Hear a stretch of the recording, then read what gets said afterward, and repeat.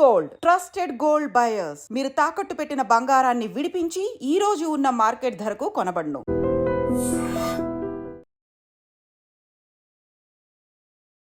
నమస్కారం, welcome to I dream. ధర్మ మార్గం విత్ విజిత కార్యక్రమానికి స్వాగతం.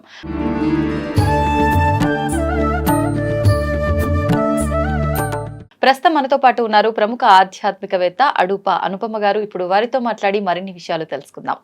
నమస్తే అండి. నమస్తే అండి. అనుపమ గారు, ఇప్పుడు అడగబోతున్న క్వశ్చన్, మన ఇద్దరము లేడీస్, ఆడవాళ్ళము. అవును, అసలు అంటే అది మాట్లాడడం కరెక్టా కాదో తెలియదు, కానీ జనరల్ గా ప్రతి ఒక్కరము అనుకుంటూ ఉంటాం. పెద్దవాళ్ళు కూడా దీనికి సంబంధించి ఒక సామెత చెప్తారు. ఏంటి అంటే కరెక్ట్ గా చెప్పడం రాదు, బట్ అబ్బాయిలు అయితే ఎంతమంది అయినా ఒక దగ్గర ఉండగలుగుతారు, కానీ 4 కొప్పులు మాత్రం ఒక దగ్గర ఉండలేవు. అంటే ఆడవాళ్ళు మాత్రం నలుగురు ఒక దగ్గర ఎక్కువసేపు ఉండలేరు, ఉన్న జుట్లు పట్టుకొని గొడవ పెట్టుకునేదాకా వెళ్తారు అని చెప్పి. అయితే అసలు ఏంటి, ఆడవాళ్ళే శత్రువులా? ఇంట్లో తీసుకుంటే అత్త కోడళ్ళు గొడవలు, తోటి కోడళ్ళు గొడవలు, ఇట్లా అంటే ప్రతి దగ్గర కూడా ఫ్రెండ్స్ కావచ్చు, కొలీగ్స్ కావచ్చు, ఎక్కువగా ఆడవాళ్ళకే శత్రుత్వం వస్తుంది. ఎందుకని ఆడవాళ్ళు ఎందుకు శత్రువులు అవుతారంటారు? చాలా మంచి టాపిక్, కాకపోతే ఇది కొద్దిగా సెన్సిటివ్ టాపిక్ కూడా. ఎందుకంటే ప్రతి ఒక్కరింట్లో ఇవి కామన్ ప్రాబ్లమ్స్ అన్నమాట. మనం ఐడెంటిఫై చేసుకుంటే కొంతమంది ఏంటంటే చెప్పుకుంటారు, కొంతమంది చెప్పుకోలేక వాళ్ళలో వాళ్ళే మదన పడుతూ ఉంటారు. నాకు తెలిసినంత మట్టికి నేను అబ్జర్వ్ చేసింది ఏంటి అంటే నాకు కూడా కొద్దిగా కొన్ని దెబ్బలు పడ్డాయి అన్నమాట ఈ విషయంలో. అంటే ప్రొఫెషనల్ గా కూడా కొన్ని ఫేస్ చేయాల్సి వచ్చింది నాకు. సో ఏంటంటే బేసికల్గా వాళ్ళలో ఉన్న క్వాలిటీస్ ని ఐడెంటిఫై చేసుకోలేకపోవడం, అంటే వాళ్ళకి ఏం బ్లెస్సింగ్స్ ఉన్నాయి అనేది ఐడెంటిఫై చేసుకోలేకపోవడం. ఫర్ ఎగ్జాంపుల్, ఇప్పుడు అనుపమ విజిత అవ్వలేదు, విజిత అనుపమ అవ్వలేదు. మీకంటూ ఒక యునిక్నెస్ ఉంటుంది, నాకు ఒక యునిక్నెస్ ఉంటుంది. ఇప్పుడు నేను మీ రూపం చూసి నేను మిమ్మల్ని ఈషపడినంత మాత్రాన మీ రూపం నాకు వచ్చేది, అంతే కదా? లేకపోతే మీరు మాట్లాడే దాన్ని బట్టి నేను చూసి ఆనందించాలి తప్ప ఈర్షపడినంత మాత్రాన నాకేమి బెనిఫిట్ అవ్వదు. అక్కడ నాలో ఉన్న క్వాలిటీస్ ని నేను ఐడెంటిఫై చేసుకొని, మీలో ఉన్న క్వాలిటీస్ని ఏదైనా ఒక మంచి పాయింట్ నాకు నచ్చింది అనుకోండి, దాన్ని నేను ఎంబ్రేస్ చేయాలి, హ్యాపీగా ఫీల్ అవ్వాలి. హ్యాపీగా ఫీల్ అయ్యి, అరే ఈవిడ ఇలా చేస్తున్నారు కదా, ఈవిడిని చూసి నన్ను నేను కొద్దిగా చేంజెస్ చేసుకుంటే నేను కూడా బెటర్గా పర్ఫామ్ చేయడానికి ఉంటుంది కదా అని చెప్పి ఒక చిన్న ఆలోచన మన మనసులో వచ్చిన రోజు ఈ ఈర్ష, అసూయ ఇలాంటివి రాకుండా ఉంటాయి. First point. ఇంకొకటి ఏమవుతుందంటే బ్లెస్సింగ్స్ని మనం ఐడెంటిఫై చేసుకోలేకపోవడం. ఎందువల్ల అంటే కంపారిజన్స్ ఎక్కువ చేసుకుంటూ ఉంటాం. ఇప్పుడు బయటికి ఫిజికల్గా ఒక మనిషి కనపడతారు, వాళ్ళు చాలా నవ్వుతూ హ్యాపీగా కనబడినంత మాత్రాన వాళ్ళు నిజంగా అంత హ్యాపీగా ఉన్నారని చెప్పి కూడా గ్యారంటీ లేదు. ఎందుకంటే ప్రతి ఒక్క జీవి, అది ఆడ కానీ మగ కానీ, వాళ్ళు ఫేస్ చేసే ప్రాబ్లమ్స్ వాళ్ళ నిత్య జీవితంలో ఖచ్చితంగా ఫేస్ చేస్తూనే ఉన్నారు ఏదో ఒక కారణంగా. అది పర్సనల్ మ్యాటర్స్ అవ్వచ్చు, ప్రొఫెషనల్ మ్యాటర్స్ అవ్వచ్చు, లేకపోతే ఇతర ఏదైనా స్ట్రెస్ రీజన్స్ కోసం అవ్వచ్చు. కాకపోతే అన్ని కొంతమంది విషయాలు బర్డన్ గా ఫీల్ అవుతారని చెప్పి కూడా కొన్ని పబ్లిక్ లో పెట్టుకోలేరు. Public in the sense family మట్టుకు కూడా వాళ్ళు షేర్ చేసుకోలేరు, వాళ్ళలో వాళ్ళే బాధపడుతుంటారు. ఇప్పుడు కామన్ గా ఇప్పుడు సోషల్ మీడియా ఇన్ఫ్లుయెన్స్ ఎక్కువైపోయింది కాబట్టి ఒక వ్యక్తి ఒక ఫోటో దిగి వాళ్ళ హస్బెండ్ తో కానివ్వండి, వాళ్ళ పిల్లలతో కానివ్వండి, ఎస్పెషల్లీ లేడీస్ హ్యాపీగా ఒక ఫోటో దిగి పెట్టినారు అనుకోండి, ఎదుటి వాళ్ళ ఫ్యామిలీలో ఏదైనా ప్రాబ్లమ్స్ ఉంటే అది పక్కన పెట్టేసేసి వీళ్ళపైన పడి ఇచ్చేస్తూ ఉంటారు, అంటే ఈర్ష పడుతూ ఉంటారు. కానీ మనకు తెలీదు వాళ్ళు బ్యాక్గ్రౌండ్ లో ఏం స్ట్రగుల్స్ ఫేస్ చేస్తున్నారు అనేది మనకి ఎవరికి తెలీదు, వాళ్ళు ఓపెన్ అప్ అయి చెప్పుకునేంత వరకు. సో ఇవి కొద్దిగా నేను నోటీస్ చేసిన పాయింట్స్ అన్నమాట. సో వాళ్ళని మనము సమర్థించుకోవాలి. ఏంటంటే మనకి ఏం బ్లెస్సింగ్స్ ఉన్నాయి, మనకున్న స్ట్రెంగ్స్ ఏంటి, మనకి ఏ శక్తి ఉంది, ఆ శక్తిని బట్టి మన ధైర్య సాహసాలని బట్టి మనము ముందుకు వెళ్ళాలి. ఎందుకంటే నేను ఫేస్ చేసే ప్రాబ్లమ్స్ నేను ఎప్పుడైతే ఐడెంటిఫై చేసుకొని నన్ను నేను ప్రేమించుకుంటానో, సెల్ఫ్ లవ్ చాలా కీ అండి ఇక్కడ. చాలా మంది సెల్ఫ్ లవ్ చేసుకోరు. మనల్ని మనం అద్దంలో చూసుకున్నప్పుడు మన లోపాలు ఏంటి, మన గుడ్ క్వాలిటీస్ ఏంటి, ఇవి మనం ఐడెంటిఫై చేసుకున్న రోజు ఏమవుతుందంటే, అరే నేను ఫేస్ చేసే ప్రాబ్లమ్స్ అవతల వ్యక్తి కూడా ఫేస్ చేస్తుండొచ్చు కదా, నేను వాళ్ళని ఎందుకు ఇబ్బంది పెట్టాలి, వాళ్ళని చూసి నేను ఎందుకు జెలసీ ఫీల్ అవ్వాలని చెప్పి ఆ చిన్న ఆలోచన వచ్చిన రోజు ఆడవాళ్ళు శత్రువులు కాకుండా ఉంటారు.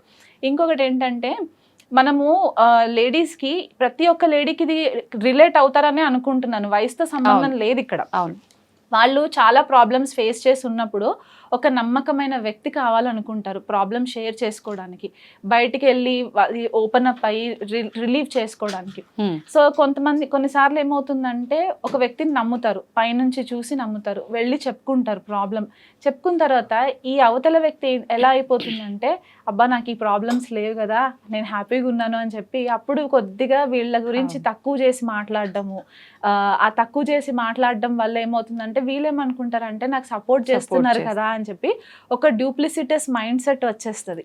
వీళ్ళు ఎంతో నమ్మకంగా మీకు వచ్చే ఒక పర్సనల్ మ్యాటర్ని షేర్ చేసుకున్నప్పుడు అది మీరు అంతే గుప్తంగా పెట్టుకోవడం అనేది కూడా మనకి చాలా ఇంపార్టెంట్ అయిపోతుంది.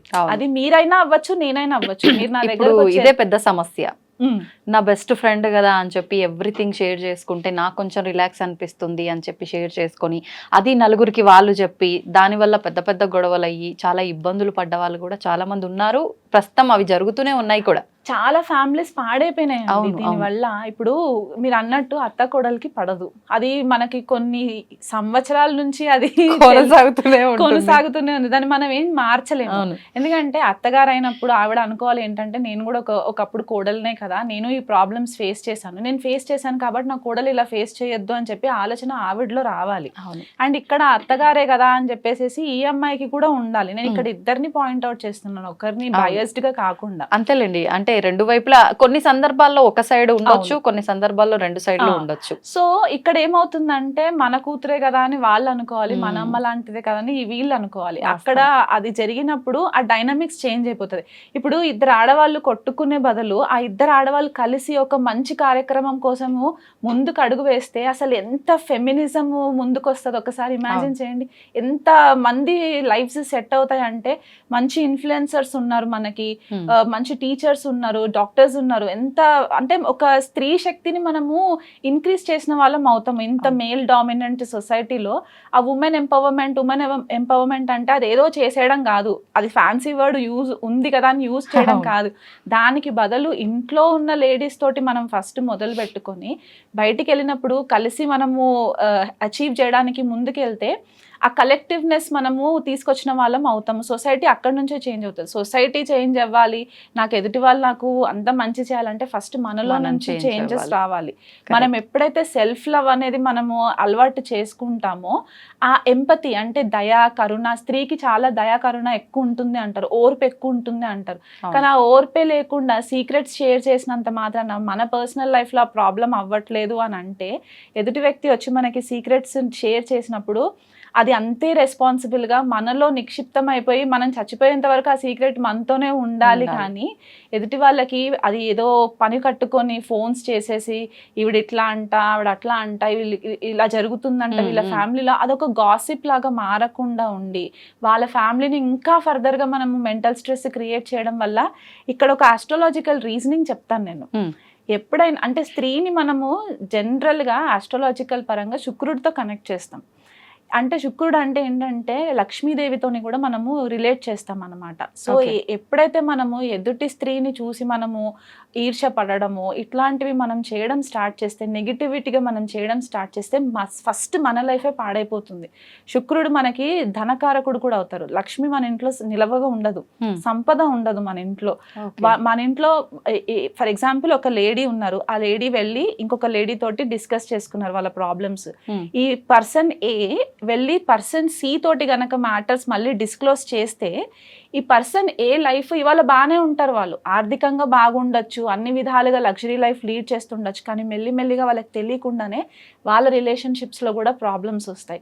భార్యాభర్తలు విడిపోవడానికి కారణం అవుతాయి, సంపద క్షీణించుకుంటూ పోవడానికి కారణం అవుతాయి, లేకపోతే మొహం పైన మొటిమలు రావడం స్టార్ట్ అయిపోతాయి. అంటే ఇంకా ఏ రకంగా చూసుకున్నా ఒక మెంటల్ డిప్రెషన్ స్టేజ్కి వెళ్ళిపోయే ఛాన్సెస్ ఉంటాయి అన్నమాట.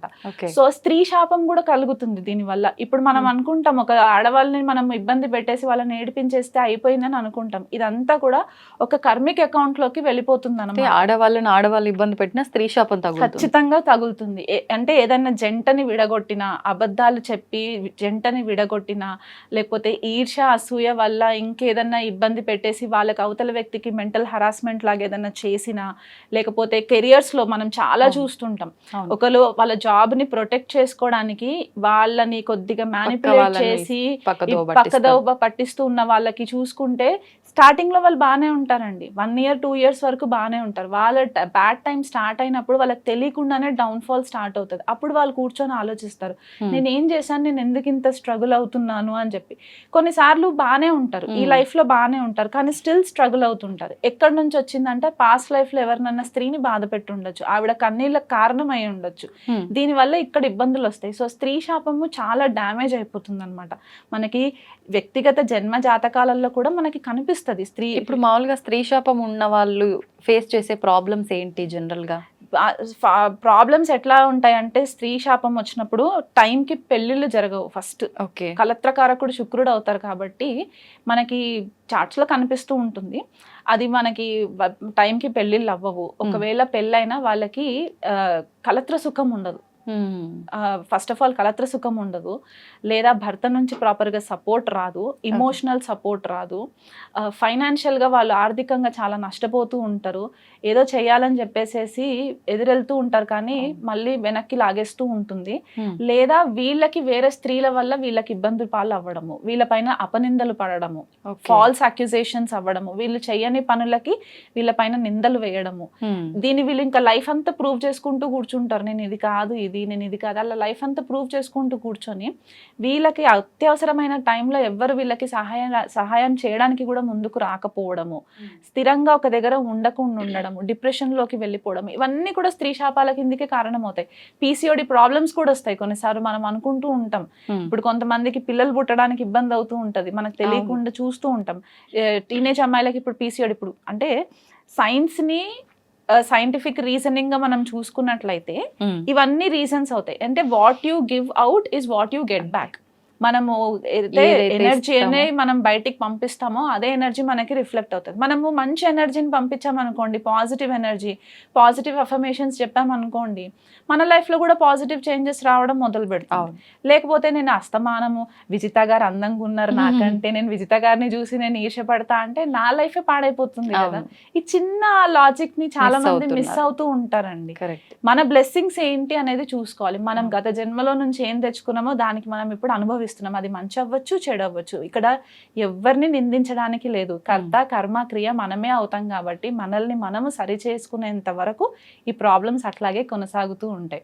సో ఈ వీడియో తరఫున నేను చెప్పేది ఏంటి అంటే, ఇతర ఆడవాళ్ళని చూసి ఈర్ష్యపడేదానికంటే మొదలు ఫస్ట్ మిమ్మల్ని మీరు సెల్ఫ్ లవ్ చేసుకోండి, మీకేం కావాలో తెలుసుకోండి, ఎంపతి మీరు తెచ్చుకోండి. తెచ్చుకున్న తర్వాత కంపాషన్, ఎంపతి, లవ్ ఇవన్నీ మీరు ఎప్పుడైతే ఎదుటి వాళ్ళకి పంచిపెట్టడం స్టార్ట్ చేస్తారో రిటర్న్ మీకు రావడం స్టార్ట్ అవుతుంది.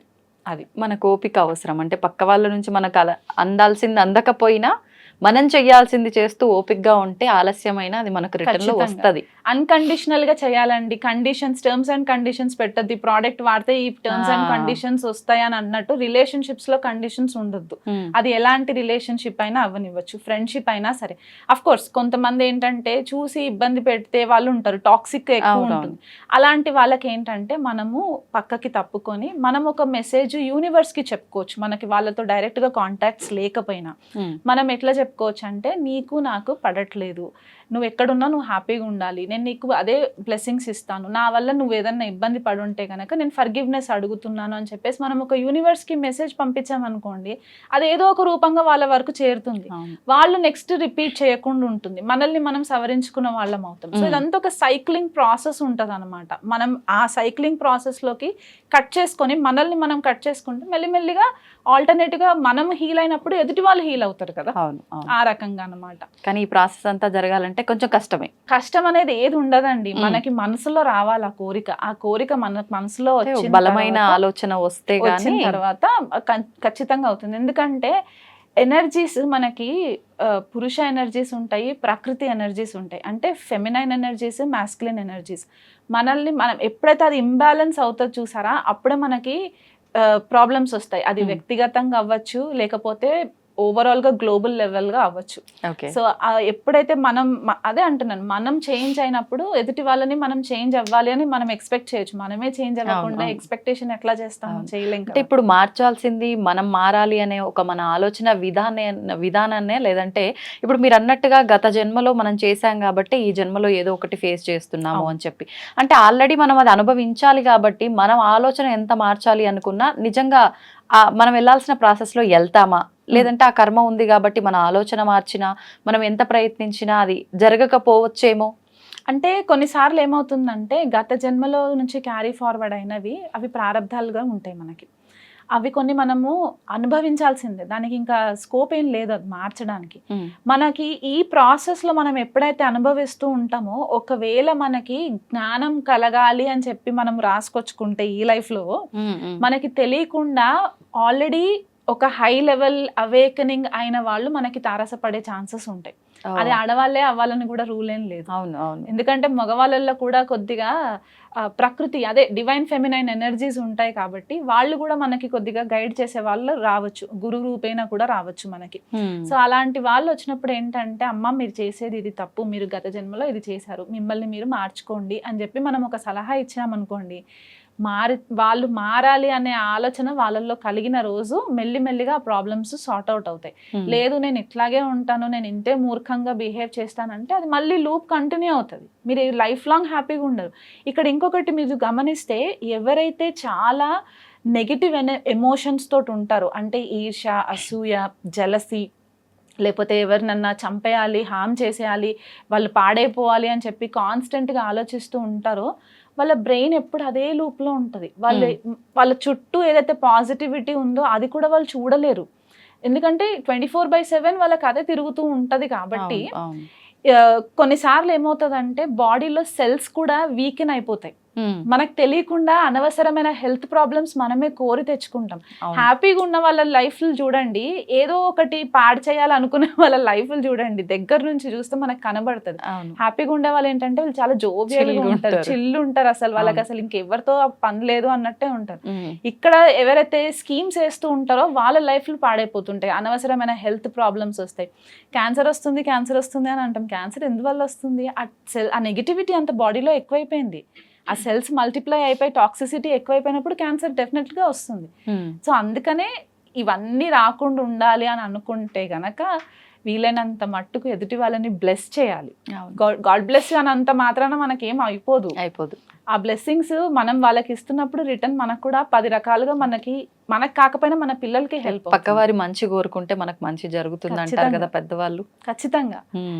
అంటే మనం చేసేవి మన పిల్లలకు వస్తాయండి, మనం చేసేవే మనకి రోగ రూపేణా వస్తూ ఉంటాయి. సో దానివల్ల మనము కర్మ కాన్సెప్ట్ మనం అర్థం చేసుకోగలిగితే, గత జన్మలో చేసాం కాబట్టి ఇప్పుడు సఫర్ అవుతున్నాం, మళ్ళీ అవే రిపీట్ చేస్తే ఇంకా యూజ్ ఏంటి? నెక్స్ట్ కూడా మళ్ళీ ఇంకా వర్స్ట్ వస్తాయి. సో ఎంతో జన్మ ఎత్తితే మనకి మానవ జన్మ వస్తుంది అంటారు. ఆ వచ్చిన ఒక మానవ జన్మని మనము పాజిటివ్ వేలో తీసుకెళ్ళి ఒక ఆత్మ అవేకనింగ్ అయ్యే స్టేజ్ లోకి మనం వెళ్తే ఇంకా మనకి ఒక బెటర్ లైఫ్ లోకి వెళ్ళడానికి ఛాన్స్ ఉంటది. కానీ మళ్ళీ ఇక్కడికే వచ్చి మళ్ళీ ఇదే కుంపట్లో ఉంటాము అని అనుకోవడం అది కరెక్ట్ కాదని నా ఉద్దేశం. అవును. మామూలుగా ఎక్కడ మగవారు జనరల్గా అనేస్తుంటారు, మేమైతే ఎంతమంది కూర్చున్నా ఒక గొడవ రాదు, ఒక మాట అనుకోము, మేము నార్మల్గా చిల్లు ఉంటాము, తాగుతాము, తిరుగుతాము, అంతా బాగుంటుంది.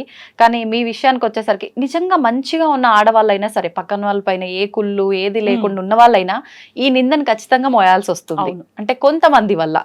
అలాంటి వాళ్ళ వరకు ఈ వీడియో వెళ్ళి కొంచెమన్నా మార్పు రాగలిగితే సంతోషం. మనం చేసే ఈ ప్రయత్నానికి ఒక చిన్న ఏమంటారు ఆధారం దొరికినట్టే అంతే కదా. ఉమెన్ కి ఇంకొక ఉమెన్ స్ట్రెంగ్త్ అవ్వాలి కానీ స్ట్రెస్ అవ్వద్దండి. అవును. ఎందుకంటే ఆల్రెడీ తను స్ట్రెస్ లోనే ఉంది కదా, ఆల్రెడీ ఆ స్ట్రెస్ లో నుంచి ఇంకొక స్ట్రెస్ ఎందుకు క్రియేట్ చేస్తున్నారు? నీలో నువ్వు ఏదైతే చూసుకుంటున్నావో ఎదుటి వాళ్ళు కూడా అదే ఉంది. ఇప్పుడు నాలో అనుపమ ఉందండి, అనుపమని చూడాలనుకుంటాను నేను విజితాలో, నేను ఎందుకు చూడకూడదు? అవును. నాలో అమ్మవారు ఉందనుకోండి, నేను మీలో అమ్మవారిని చూడాలనుకుంటా. ప్రతి ఒక్కరిలో అమ్మవారిని చూస్తే మనకి ఇబ్బందులు ఉండవు కదా. అవును, అలా అన్నమాట.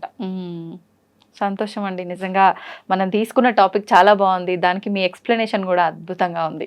ధన్యవాదాలు. నమస్తే.